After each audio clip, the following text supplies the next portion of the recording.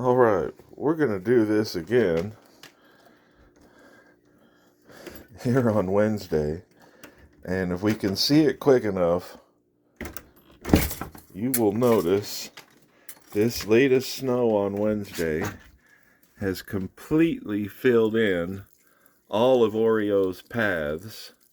And hopefully you can't really hear what's happening right now because for the first time, I think, ever, he has refused to go get... Come on. I don't want you walking back through it. He usually loves to go out and bounce in the snow. And it has just gotten too much for him. You can kind of see how bad the trees are drooping.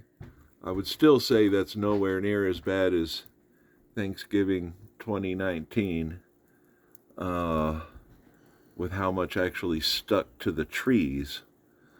But height-wise, we have never seen the snow exceed the height of our railing.